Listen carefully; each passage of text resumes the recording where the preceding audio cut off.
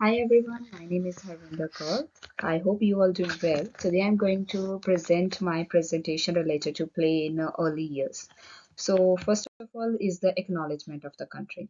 So we respect the traditional custodians of the land upon which we study and play, and in this presentation we acknowledge all past, present and emerging elders.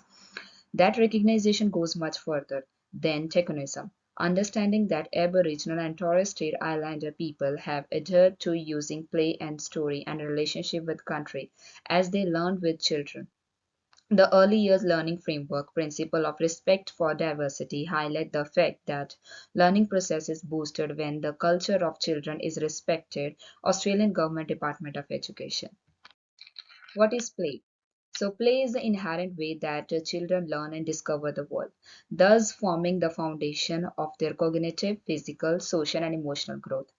It is self chosen, pleasurable, and process oriented as opposed to product oriented, meaning and children play because they want to learn and not because of what product is they achieve at the end of the game. As an example, when a child is placing blocks together, they empirically explore balance, spatial thinking, and problem solving. Equity, inclusion, and high expectation, which is a major principle of early year learning framework, states that every child is competent. When the play is conditioned as meaningful, this conception has been sustained. So, what is the play based learning? Play based learning is a type of pedagogical tool that combines both the natural play of children and intentional teaching techniques. Thus, in practice, means that children will be initiating and guiding the activities, but the educators will be scaffolding the learning by building on their ideas, problem solving, and encouraging collaboration. Play-based learning correspond to the early year learning framework, a learning outcome too, connected with and contribute to their world, since it supports sustained collaborative working, cultural commentary, and sharing of problems. Intentionally and play-based learning states that the practice of play determine and prolongs through questioning and direction stimulated by the educator.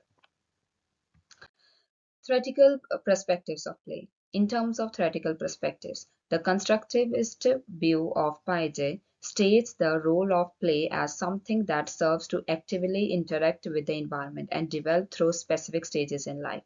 Symbolic play is an example of cognitive progress through the pre-operational stage of development. The sociocultural theory developed by Vygotsky argued that play is the process of stimulating language, self-regulation, and abstract thinking, and the zone of proximal development, and explain how the facilitated interaction is widened to increase the learning process. Piaget's stages of social play, starting with solitary and then cooperative, are useful to educators as they give them an idea of a social development of children. Types of play. Depending on the types of play used, children are able to learn through play, develop, and understand the socio-cultural realities. Risky play exemplified by climbing, balancing, rough and tumble, uh, or games of hide and seek. High risk development, confidence, resilience, and problem solving and risk assessment skills. The adult is crucial in the balance of security and risk as a guide. They guide also allow children to investigate the outcome of their behavior. Playing with the weapon and superheroes allow children to absorb new good and evil tales.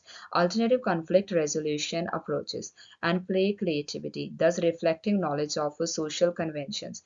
The repetition-based play is a form of schematic play through rotational invention or trajectory helps in the development of planning, thought, processing, and problem solve abilities. The significance of play. Play is a consequentially since it promotes the holistical growth that is based on all domains. Physical development occurs as the children run, climb, or touch materials, which strengthen their coordination as well as motor skills.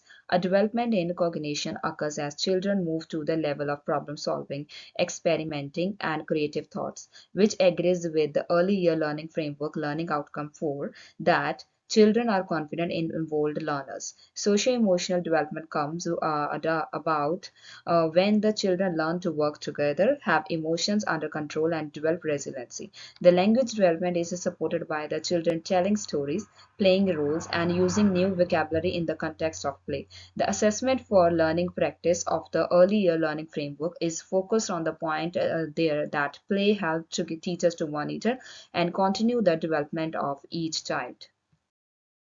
Implementation in practice. To accomplish this, there is a need to develop meaningful, involved, and interactive avenues of various kinds of play.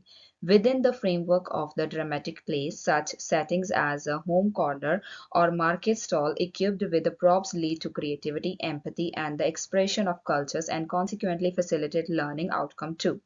Outdoor climbing or balancing activities which play involve risky play as an activity that develop confidence, stamina, and risk consciousness, which can be traced to the high expectation and equity principle and learning outcome 3. Children have a healthy sense of well-being, problem solving, and creativity corresponding to problem solving through constructive play with blocks, Lego, or other recycled materials are learning outcome 4. So here is the references related to my presentation. Thank you so much for giving your precious time. Have a great day.